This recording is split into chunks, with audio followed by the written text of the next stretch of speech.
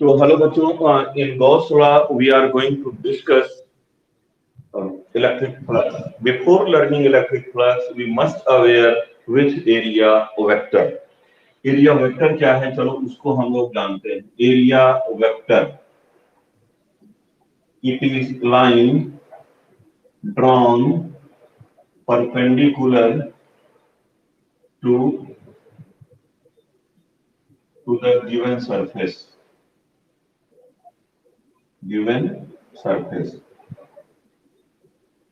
A line drawn, it is line drawn perpendicular to the given surface. Area vector बच्चों क्या होता है?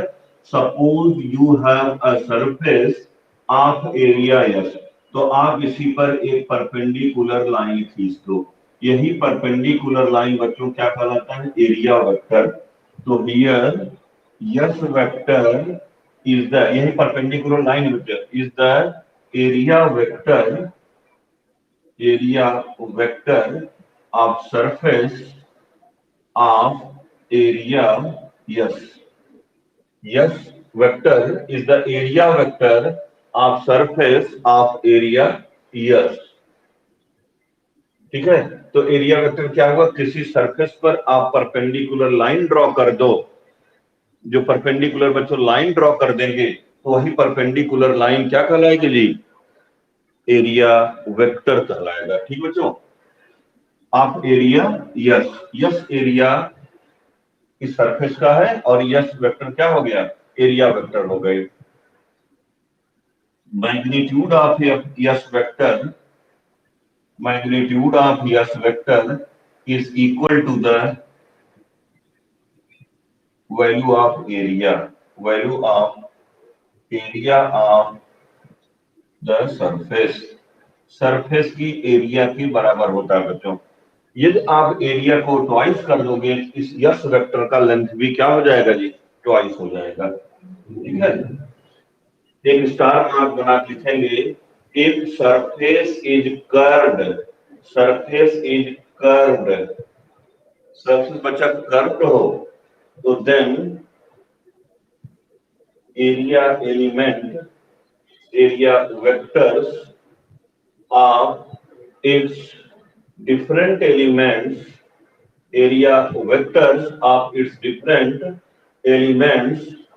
will point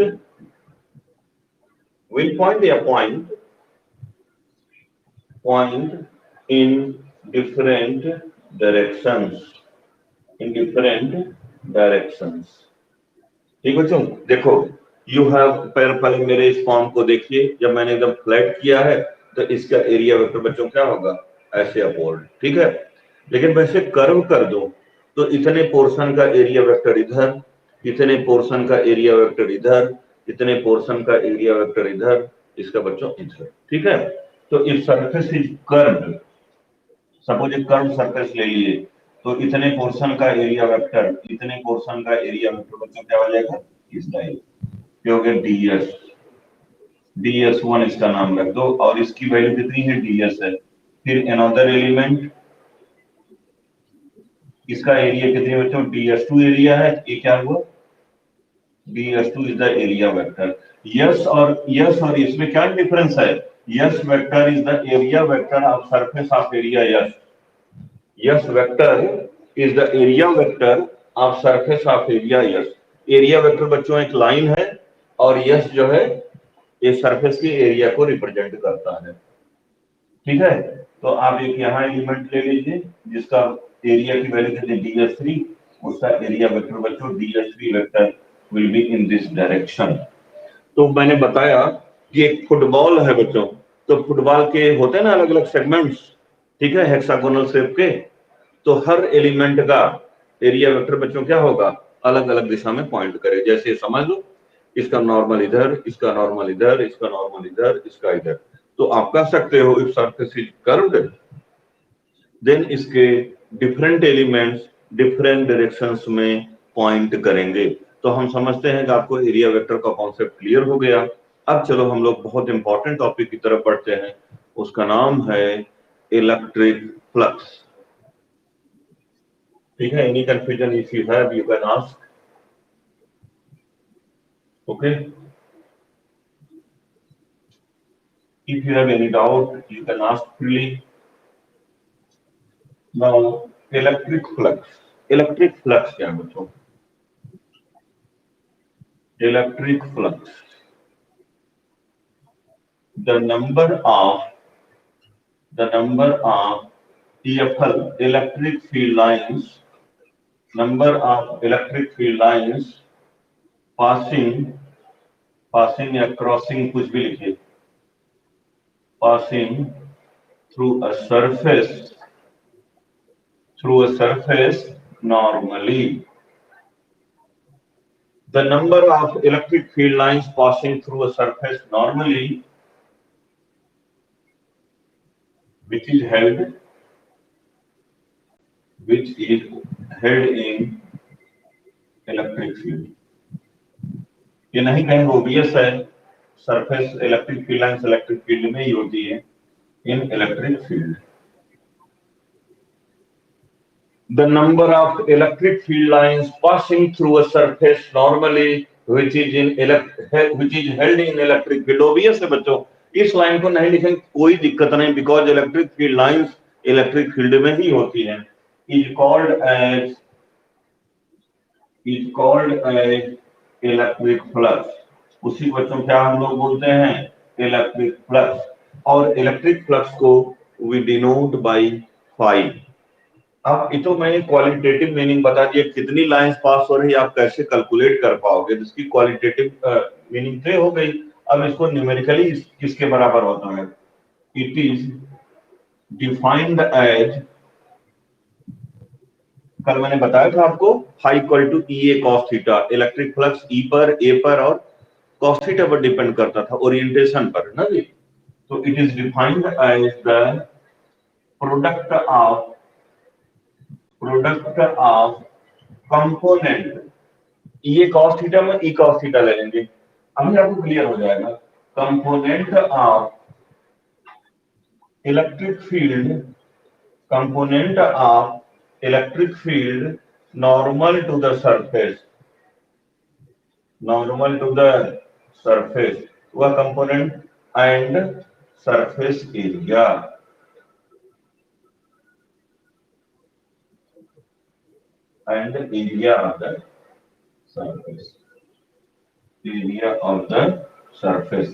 surface की area और कंपोनेंट ऑफ इलेक्ट्रिक. देखो, product of component of electric field normal to the surface, component of electric field normal to the surface and area of the surface के product के बराबर होता है.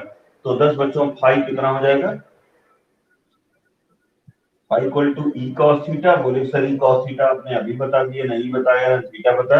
अभी मैं डायग्राम से बताता हूं. तो फाई इक्वल टू बच्चों क्या हो जाएगा? E S cos theta.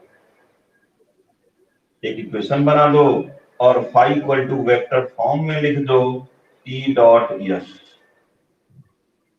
ये भी एक working formula, E S cos theta और phi equal to E dot S.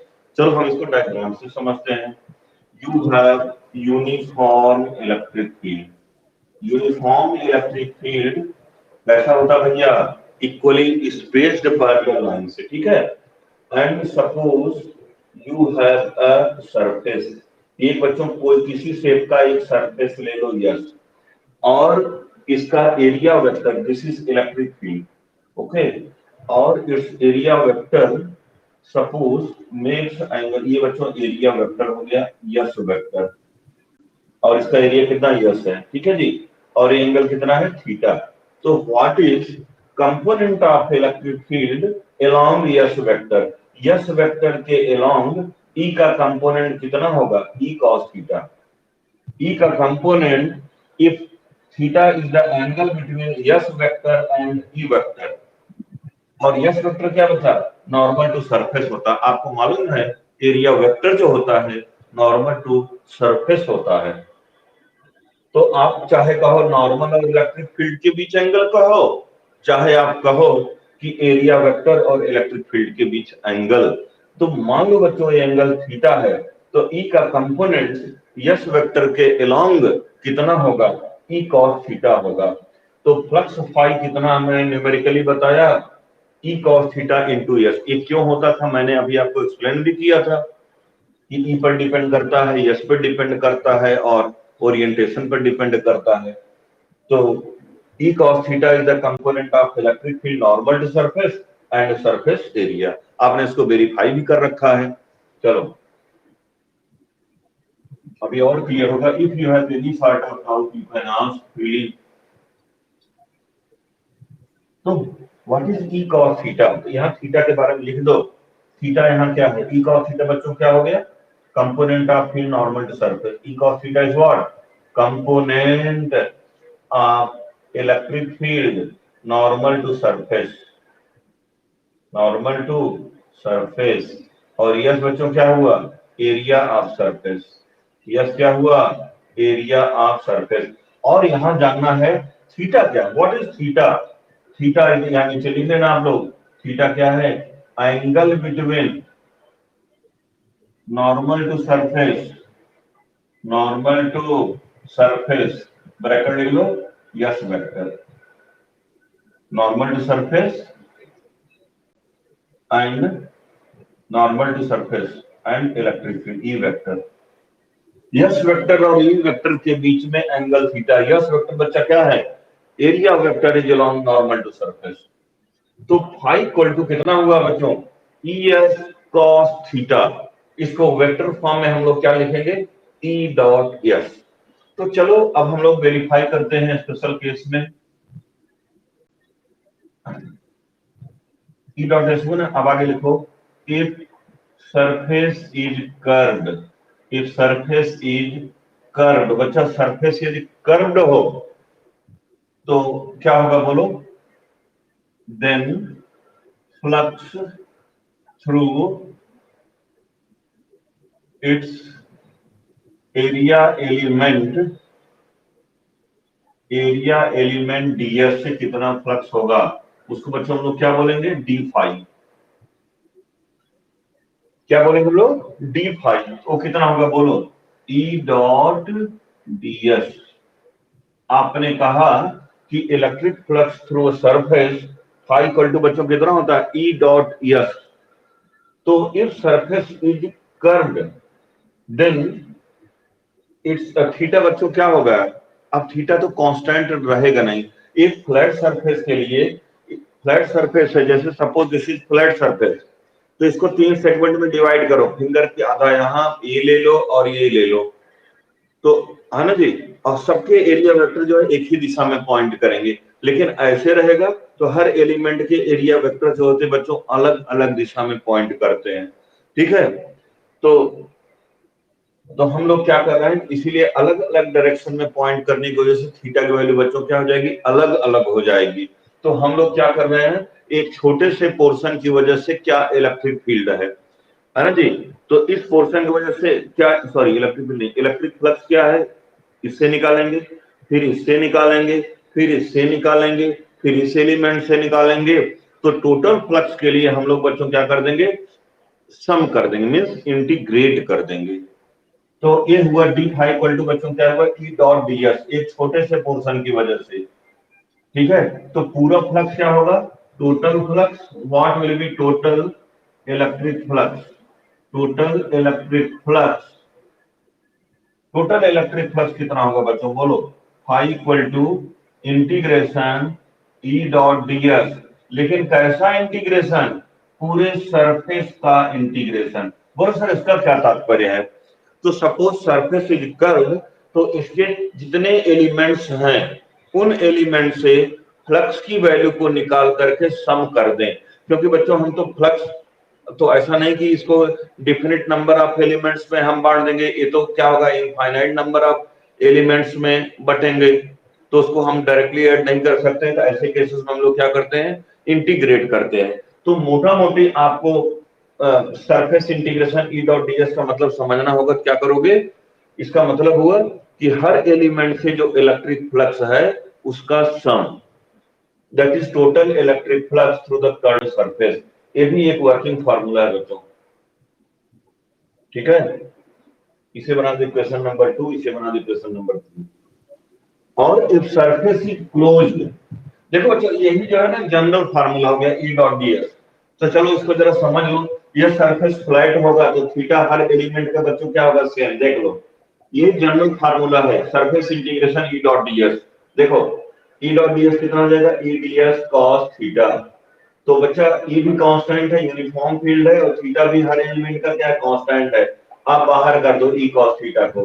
अब इंटीग्रेशन डीएस, तो suppose you have a surface A DS A DS A DS DS DS DS DS, है ना, और पूरा एरिया बच्चों कितना है यस। तो इंटीग्रेशन डीएस का मतलब क्या हुआ, ए डीएस है, ए डीएस है, ए डीएस है। तो इंटीग्रेशन डीएस का मतलब क्या हुआ, टोटल सरफेस एरिया। तो यहाँ हम लोग बच्चों क्या लिख देंगे, ई कॉस थीटा डीएस जगह क्या लिख देंगे हम लोग, यस। तो फिर आ गया आपका ई एस कॉस थीटा। तो ये जनरल फार्मूला है, ठीक है। ये तो स्पेशल केस के लिए फार्मूला है, ये एनसीईआरटी में आपको यही फार्मूला दिया। चलो if you have any sort of doubt you can ask. तो एक स्टार मार्क में बना रहा हूं बच्चों। If surface is, if surface is closed, if surface is closed, surface बच्चा क्लोज्ड हो तो क्या होगा, if surface is closed then phi बच्चों कितना हो जाएगा बोलो, सरफेस इंटीग्रेशन, लेकिन पूरे क्लोज सरफेस के लिए। हाँ यस, इसके बेटे लोअर लिमिट अपर लिमिट से नहीं मतलब है। ये क्या बोल रहा है, सरफेस इंटीग्रल मतलब पूरे होल सरफेस के लिए फ्लक्स की वैल्यू क्या होगी। ये लिमिट लोअर लिमिट नहीं है, ये इसको बोलते हैं क्या, पूरे सरफेस के लिए इलेक्ट्रिक फ्लक्स कितना है, सारे एलिमेंट्स के इलेक्ट्रिक फ्लक्स का क्या सम। ठीक है, उसी क्या बोलते हैं सरफेस इंटीग्रेशन। यस लिख देते हैं उसको, क्या बोलते हैं जी, सरफेस इंटीग्रेशन, पूरे सरफेस के लिए। ये लिमिट नहीं बच्चों, है ना, एक न्यू टर्म है आपके लिए। तो फाई इक्वल टू कितना हो जाएगा बोलो, यही चीज इफ सरफेस इज क्लोज्ड, ये तो कर्व सरफेस के लिए था, क्लोज सरफेस भी कर्व सरफेस होता है। इफ सरफेस इज क्लोज्ड तो कुछ नहीं करना है, यहाँ क्लोज का इंटीग्रेशन, इंटीग्रेशन क्लोज सरफेस के लिए हो जाएगा, बस एक सिंबल। फिर ई डॉट डीएस, ये हुआ। तो आप इसको लैंग्वेज में कैसे स्टेट करोगे, 10 electric flux through a closed surface is numerically equal to surface integral of electric field over that surface। तो आप लिख लो 10, एक इक्वेशन नंबर 4 हो गया, ये एक वर्किंग फार्मूला बच्चों। तो 10 electric flux, 10 electric flux through closed surface, किसी क्लोज्ड सरफेस से इलेक्ट्रिक फ्लक्स बच्चों क्या होगा, through a closed surface is numerically is equal to, obviously numerically is equal to the surface integral of, surface integral, yes कोई limit नहीं है जी, पूरे surface के लिए surface integral of electric field, surface integral of electric field over given surface, given surface. तो हम समझते हैं कि आपको कॉन्सेप्ट क्लियर हो गया इलेक्ट्रिक फ्लक्स का। किसी फ्लैट सरफेस के लिए बच्चों हमारा फार्मूला क्या लगेगा, ई डॉट एस। ठीक है, कर्व सरफेस है तो surface integration E dot S, और क्लोज सरफेस है तो close surface integration E dot S. इसको कैसे रीड करेंगे, 10 electric flux through a close surface is equal to the surface integral of electric field over given surface. ठीक बच्चा, any doubt if you have you can ask. आपका सीधे सीधे बच्चों close surface नहीं है तो हमारा फार्मूला क्या होगा, ई एस कॉस थीटा या ई डॉट एस। और हमारा कर्व सरफेस है तो एक छोटे से पोर्शन की वजह से फ्लक्स होगा ई डॉट डी एस। तो पूरे कर्व सरफेस से फ्लक्स की वैल्यू क्या होगी, सारे क्लोज सरफेस से फ्लक्स की वैल्यू का सम, सम मींस इंटीग्रेशन। तो surface integral of electric field over given surface, if surface is closed, तो यहाँ क्लोज का साइन, दोनों का अर्थ एक ही है। इसका मतलब भी टोटल फ्लक्स हुआ, इसका भी मतलब टोटल फ्लक्स हुआ। बस ये कर्व सरफेस के लिए फार्मूला है या किसी क्लोज सरफेस के लिए, लेकिन ये फार्मूला बच्चों जनरल फार्मूला एक प्रकार से हो गया। ठीक है, सबका मीनिंग एक है, सब अलग अलग सरफेसेस के लिए है। ठीक है, फ्लक्स का क्वालिटेटिव मीनिंग यही हो गया बच्चों, कितनी लाइन फील्ड लाइंस पास हो रही हैं, है ना जी।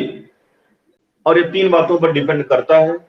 ये सरफेस फ्लैट है तो थीटा बच्चों सबका सेम होगा, तो अभी जैसे मैंने बताया ई डॉट डी एस भी ई डॉट एस के बराबर हो जाता है।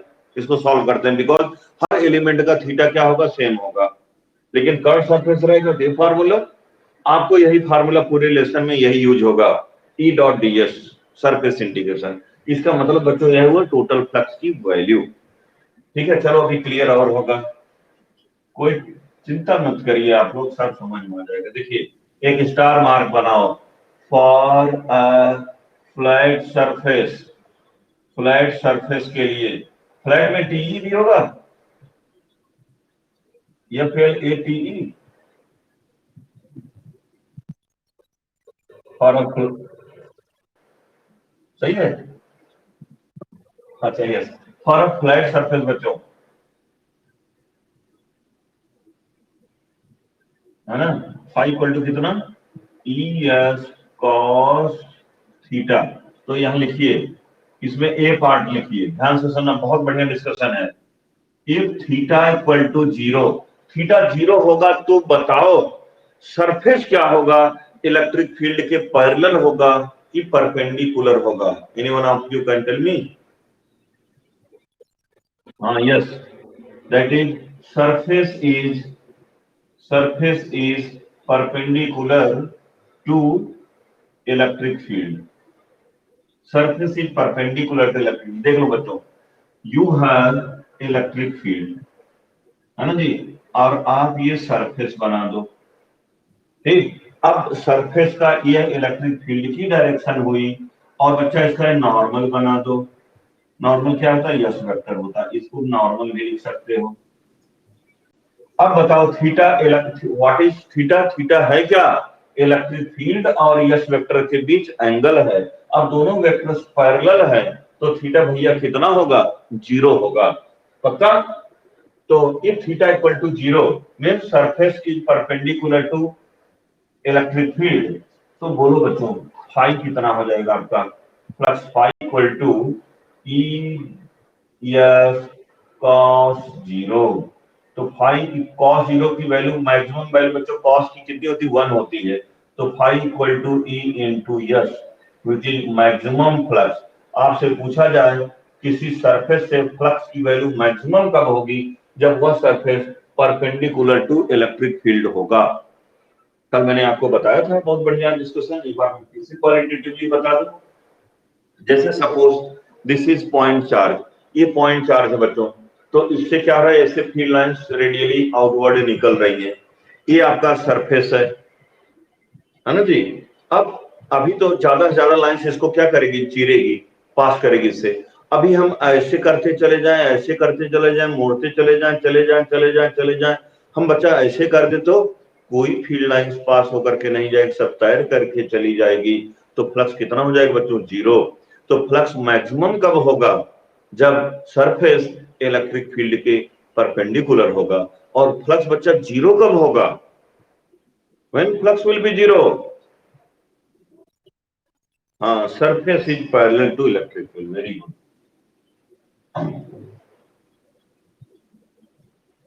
ऐसे ही एक एक दिन करके लर्निंग करते करते हम सीखेंगे, हिम्मत नहीं हारना। बी पार्ट इसका देखो, if theta 90 degree means surface is parallel to electric field। Electric field की बच्चा सरफेस क्या हो, पैरेलल हो, you have uniform electric field. अब सरफेस को बच्चा इसमें पैरेलल दिखा दो, दिस इज सरफेस, है ना जी।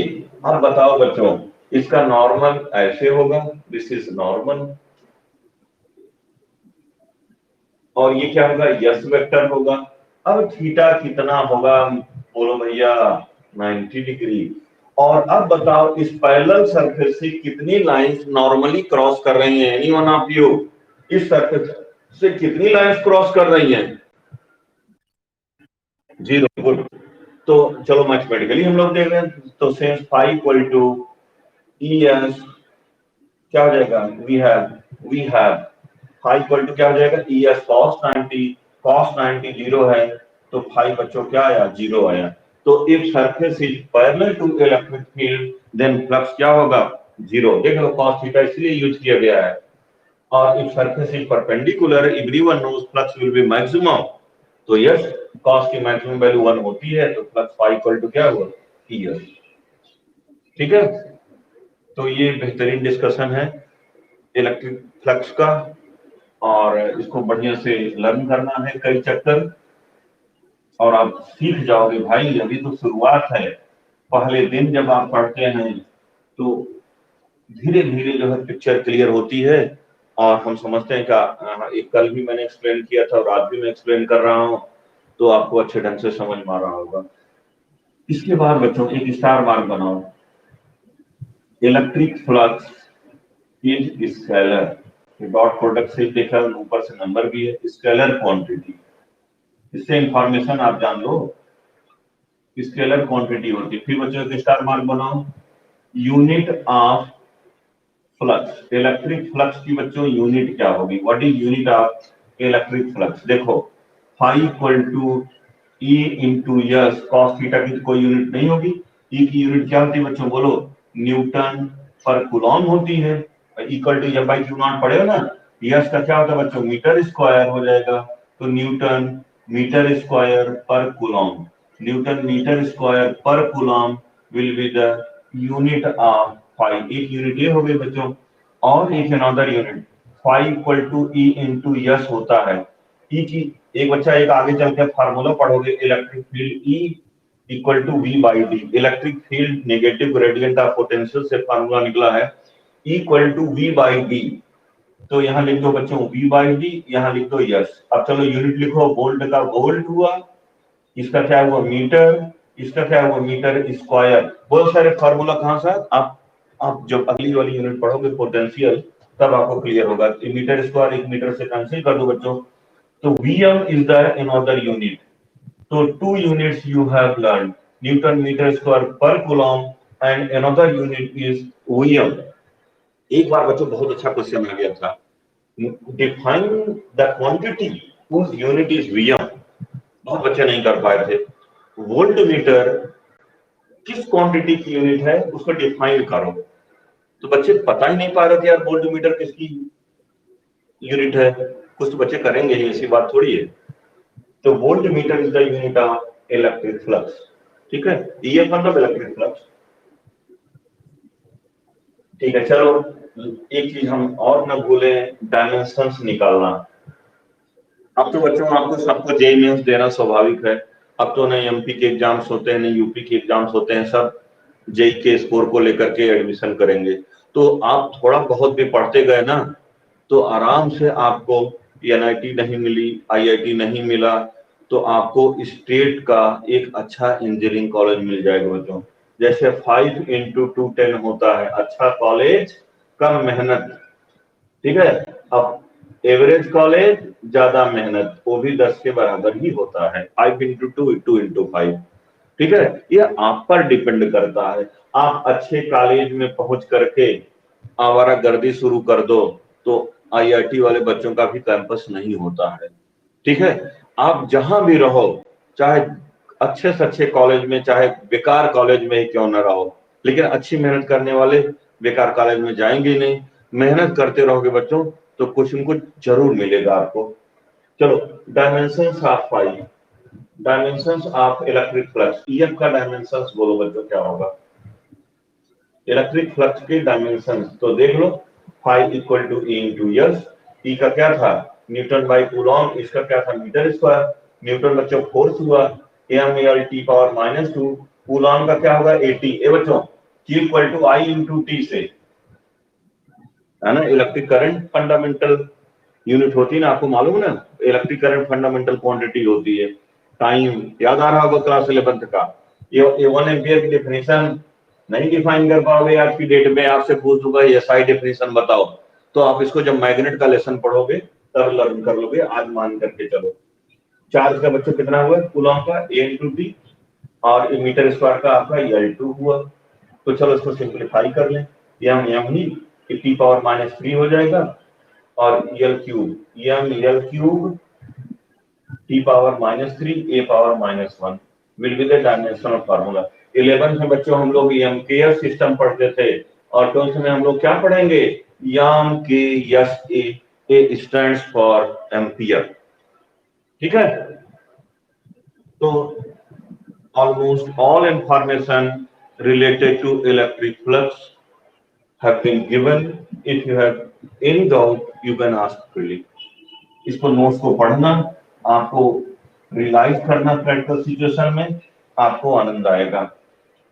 ठीक है, अब चलो हम लोग गॉस लॉ का बहुत बहुत इंपॉर्टेंट डिस्कशन। फिजिक्स में आपसे पूछा जाए कि 5 इंपॉर्टेंट क्वेश्चंस का नाम बताइए, सर मुझे सिर्फ ओनली 5 क्वेश्चंस पढ़ करके जाने हैं, तो उसमें एक गॉस लॉ का भी स्थान होगा। तो जो अभी तक हम लोगों ने पढ़ा है उसमें जो सबसे इंपॉर्टेंट क्वेश्चन है वो जो क्या है, गॉस लॉ। तो चलो गॉस लॉ को हम लोग स्टेट करते हैं। Very very important. और कल मैं स्टेटमेंट सबसे पूछूंगा गॉस लॉ का, सबसे 1 to all। देखिए, it states that electric flux through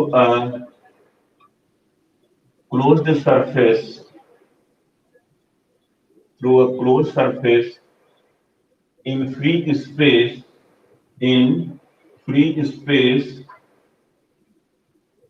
is equal to 1 by epsilon naught times charge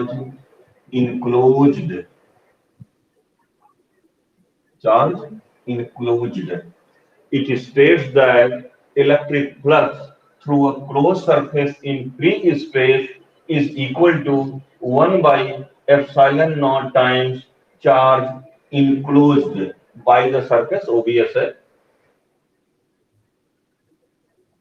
charge enclosed। ठीक है, डिफिनीशन यही है, कॉम्पैक्ट वर्ड्स में लिखो।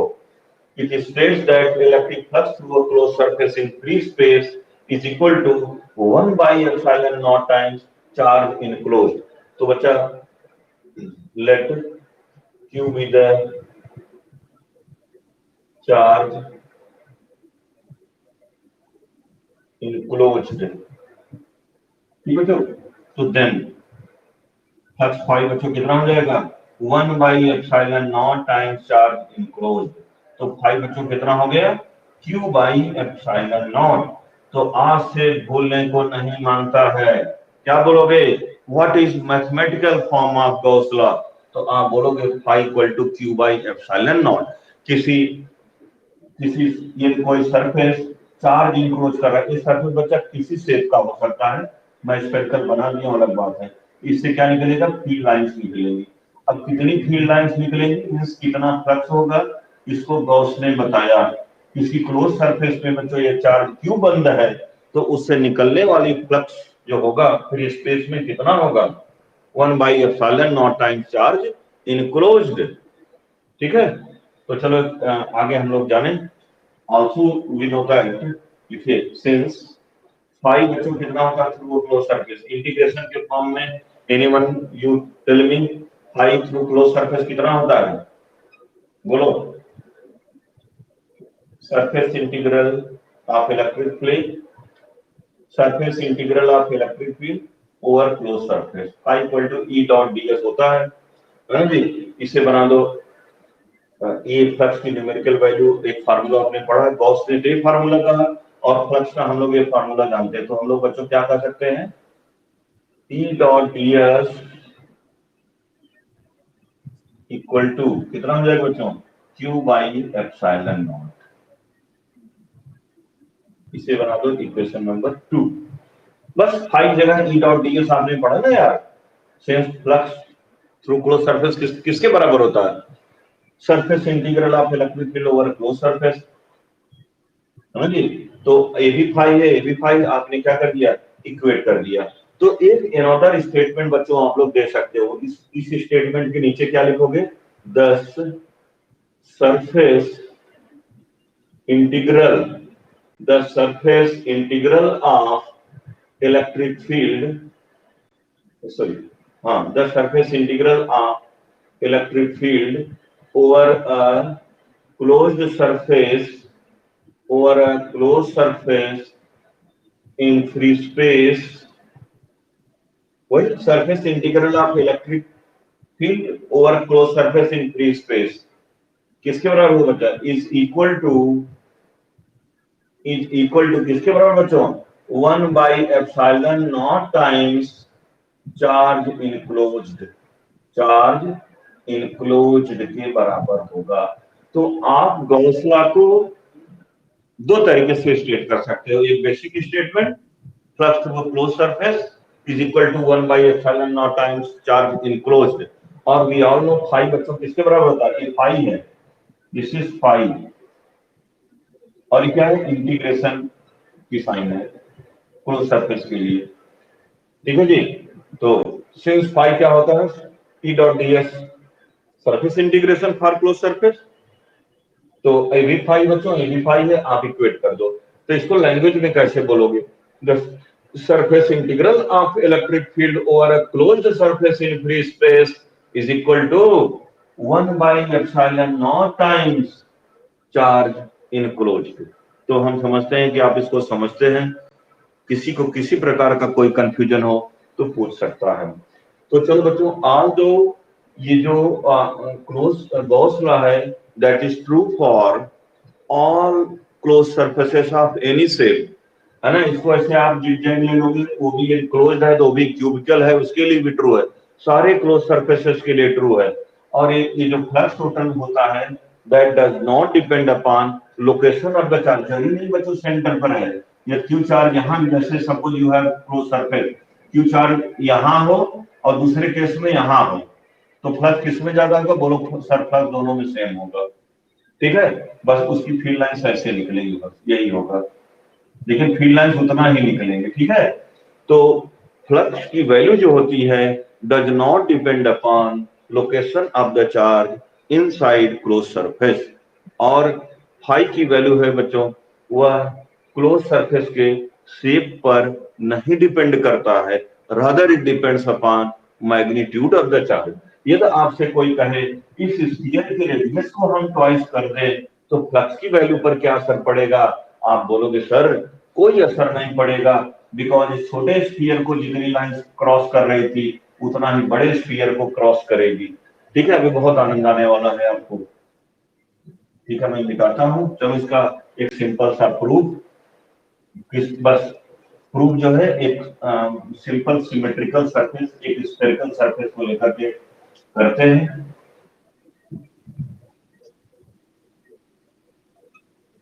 चलिए बच्चों, तो proof,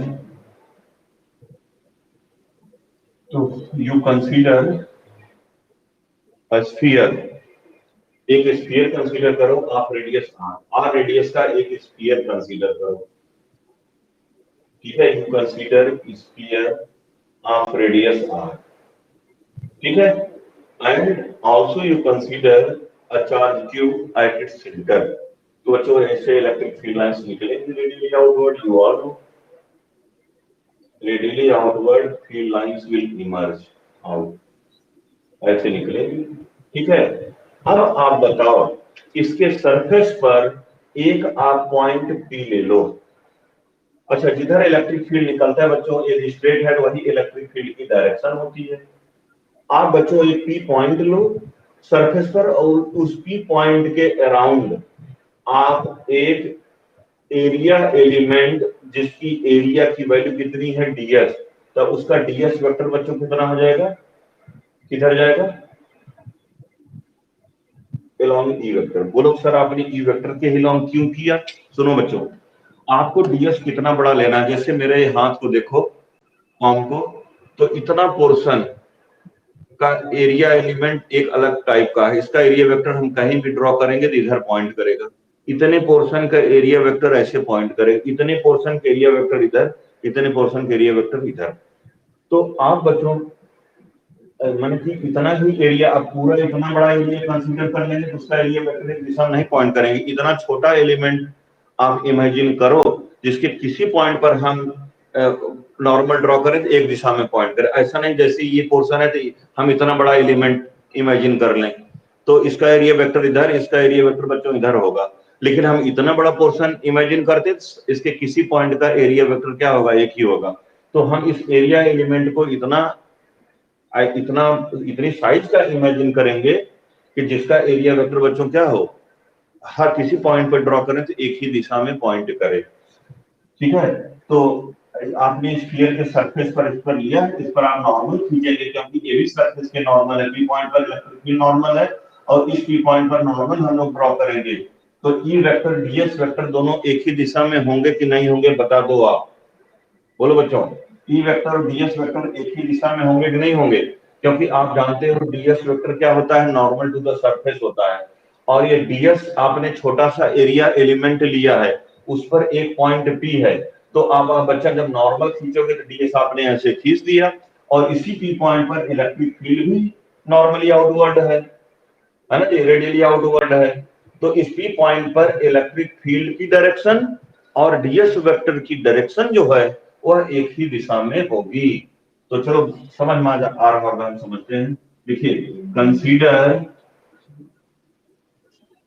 a charge, point charge obvious है, a charge q is placed at center of sphere of radius r radius के का एक स्फीयर है, उसके सेंटर पर बच्चों एक चार्ज q रखा हुआ है। तो लिखेंगे द एरिया वेक्टर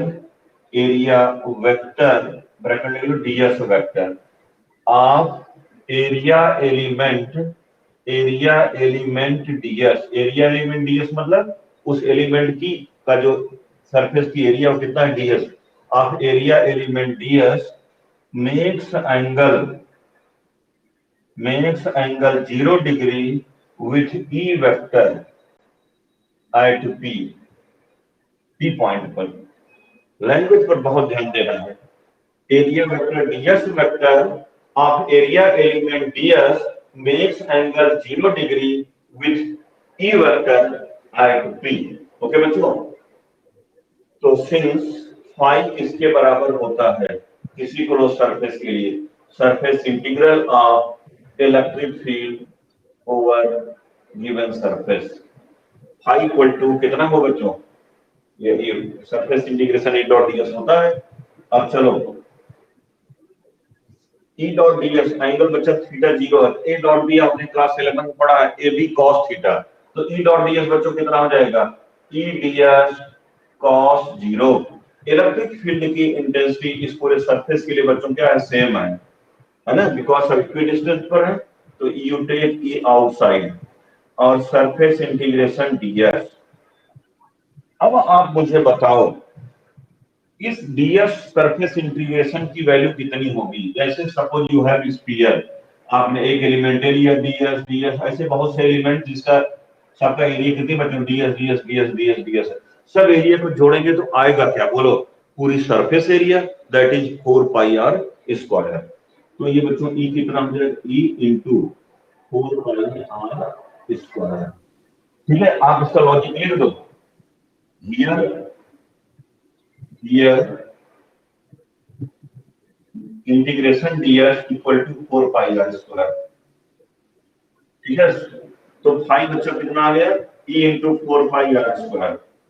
तो e की वैल्यू बोलो, what will be electric field of q at p, 1 upon 4 pi epsilon naught q by r square will be the value of electric field of this charge at p, और into बच्चों कितना कर दो, 4 pi R square के 4 pi cancel out हो जाएंगे, are square इस are square से कैंसिल हो जाएगा। तो बच्चा बोलो फाई किसके बराबर आ रहा है, क्यू बाई एप्सिलॉन नॉट के बराबर आ रहा है ना जी। इसे क्वेश्चन नंबर 1 बना दो, इसको 2 बना दो, which is Gauss law which proves, है ना, Gauss law, GL Gauss theorem भी बोलते हैं, गॉस लॉ भी बोलते हैं। ठीक है, कंफ्यूजन में मत आना, गॉस लॉ बोलो चाहे गॉस थ्योरम बोलेंगे। तो एक स्टार मार्क बना के बच्चों लिख सकते हो, है ना, GL Gauss law is true for, is valid for, is valid for, ये बच्चों ई की वैल्यू इस चार्ज क्यू का इस पी पॉइंट पर इलेक्ट्रिक फील्ड की इंटेंसिटी का क्या फार्मूला है बोलो, 1/4 pi epsilon naught Q by R square. तो बच्चों 4 पाई कैंसिल हो गया, आर स्क्वायर कैंसिल हो गया, तो क्यू बाई एप्सिलॉन नॉट बचा ना। और यह इंटीग्रेशन डीएस क्या होगा, DS DS DS DS DS पूरा जोड़ेंगे क्या आएगा, पूरी सरफेस एरिया आएगी, 4 पाई आर स्क्वायर आएगा। ये बच्चों क्या होगा, तो 10 five equal to Q by epsilon not. तो जरा कुछ स्टार मार्क इंपॉर्टेंट पॉइंट्स लिख लो। Gauss law is, zero means Gauss law आप चाहे पूरा लिख लो ना, is valid for all closed surfaces, all closed surfaces of any shape, all closed surfaces of any shape। फिर एक स्टार मार्क बनाओ बच्चों, flux, electric flux, electric flux, ये बच्चा जहां जहां ईएफ लिखो कंफ्यूजन मत पड़ना, इलेक्ट्रिक फील्ड का भी शॉर्ट फॉर्म ईएफ हो सकता है, इलेक्ट्रिक फ्लक्स वहां समझना।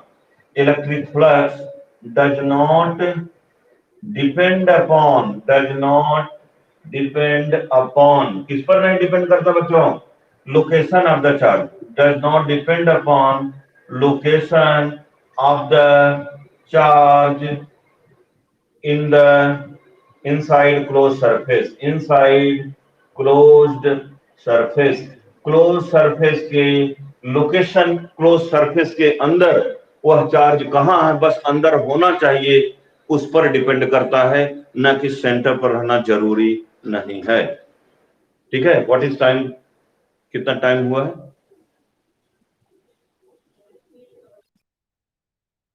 8:02, ठीक है, यस। तो हम समझते हैं बच्चों एक क्लास जो है, एक क्लास जो है, हाँ location of the charge, suppose बच्चों चार्ज क्यू है, ठीक है, चार्ज क्यू सेंटर पर हम लोगों ने प्रूव किया, यही चार्ज क्यू यदि यहां आ जाए तो जितनी फ्लक्स की वैल्यू सेंटर पर रहने से थी उतना चार्ज की वैल्यू कहीं भी रहने से, चाहे क्यू यहां रहे, चाहे यहां रहे, चाहे यहां रहे, कहीं भी।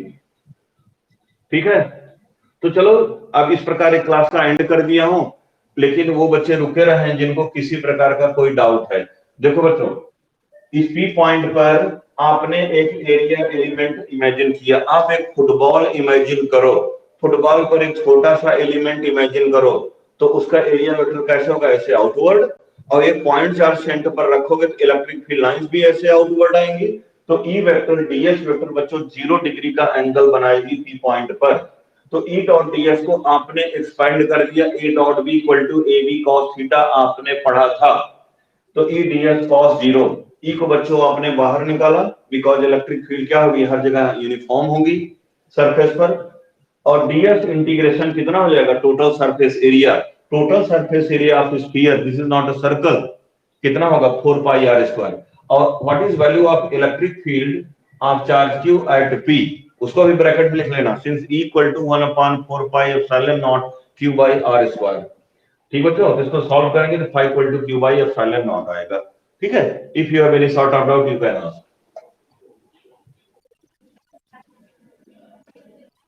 क्या, हाँ, Gauss law, GMS Gauss law is valid for all close surfaces of any shape. ठीक बच्चों, यही आप जिग-जैग सरफेस बना दो, इलेक्ट्रिक फ्लक्स की value Q by epsilon not ही रहेगी। Last line, electric flux does not depend upon location of the charge inside close surface, close surface के अंदर वो चार्ज कहां है उस पर नहीं डिपेंड करता है। ठीक है बच्चों, तो फ्लक्स आज गॉस लॉ का दो statement, phi equal to Q by epsilon not, और आपने पढ़ा क्या, surface integral of electric field over a close surface, integration S लिखोगे surface integration E dot DS equal to Q by epsilon not. तो दोनों statement पढ़ लिया बच्चा, आपने इसका प्रूफ भी सीख लिया, यह हर क्लोज सरफेस के लिए ट्रू है, किसी शेप का होना चाहिए, रैंडम यदि कोई हो जाएगा तो उसको प्रूव करना मुश्किल है मैथमेटिकली, इसीलिए हम एक सिमेट्रिकल सरफेस को लेकर के प्रूव किए हैं। ठीक है, और बच्चों एक चीज अभी लगे हाथ, गॉसियन सरफेस समझ लो। गॉसियन सरफेस क्या होता है, कोई भी चार्ज है या चार्ज डिस्ट्रीब्यूशन है, what do by charge distribution, एक पॉइंट चार्ज है तो चार्ज कहलाएगा, एक वायर पर चार्ज है that is called a charge distribution, एक स्फीयर पर चार्ज है that is called a charge distribution, एक सरफेस पर चार्ज है तो वह चार्ज डिस्ट्रीब्यूशन कहलाएगा। ठीक बच्चों, तो गॉसियन सरफेस एक सिमेट्रिकल सरफेस होता है अबाउट द चार्ज और चार्ज डिस्ट्रीब्यूशन। एक पॉइंट चार्ज है, इसका सिमेट्रिकल सरफेस क्या होगा बच्चों, स्फीयर। एक लाइन चार्ज है, उसका सिमेट्रिकल सरफेस क्या होगा उसकी, सिलेंडर। ठीक है, एक सेल पर चार्ज है, एक स्फीयर पर पहले से चार्ज है, इसके अराउंड आप एक इमेजिनरी सरफेस ड्रॉ करेंगे, सिमेट्रिकल सरफेस, तो किस शेप का होगा, स्फेरिकल, उसको क्या बोलेंगे, गॉसियन सरफेस। तो Gaussian surface is a symmetrical surface about a charge और चार्ज डिस्ट्रीब्यूशन। तो इस यूनिट में हम लोग गॉसियन सरफेस ड्रॉ करेंगे। तो आप पूछोगे सर गॉसियन सरफेस ड्रॉ करने की जरूरत क्या है, you all no Gauss law is valid for, है ना, क्लोज सरफेसेस। तो किसी चार्ज के अराउंड हमको क्या चाहिए बच्चों, एक क्लोज सरफेस की जरूरत पड़ेगी। तो आप कल के डिस्कशन में आप देखेंगे, बहुत आनंद आएगा आपको लर्न करने में। ठीक बच्चों, ठीक है, क्लास का एंड करता हूं। Thank you everyone. कोई दिक्कत हो तो पूछ लो। ठीक बच्चों, if you have any doubt Kritika you can ask. ठीक ठीक, समझ में आया आज अच्छे से। हाँ, नोट्स बनाओ, आप लोग क्रिटिकल नोट्स बनाओ और नोट्स का रिवीजन करो बच्चों। सुष्मिता समझ रहे हो ना, शिवांगी, आकांक्षा सिंह, शालिनी, नोट्स बनाओ बच्चे लोग, नोट्स बनाओ, उसका रिवीजन करो। अभी मैं टेस्ट लेने वाला हूँ, आकांक्षा राय टेस्ट लेने वाला हूँ, कृतिका, ध्रुविका, तैयार रहना सब। ओके बच्चा, ओके। आकांक्षा राय समझ में आया आज, कृतिका समझ में आया। कृतिका को, हाँ रितिका को समझ में आया है, आज अच्छा दिख रहा था, नेटवर्क इशू भी नहीं था। अच्छा, मैं बोल रहा हूँ कि हाउ वाज द क्लास। अच्छा, ठीक है, वो एक्चुअली कल रिवीजन किए थे ना, कल एक बार पढ़ाए थे तो इसलिए आज समझ में आया। एक्चुअली सिंगर एक बार में नहीं समझ में आता, इसको एक दो बार लर्न करना पड़ता है। आप इसको नोट से सीखना, बहुत बढ़िया सीख जाओगी। हाँ, ओके बच्चा, ठीक है, रितिका, श्रुति, ओके, ओके बच्चा, ठीक है कृतिका, हाँ यस।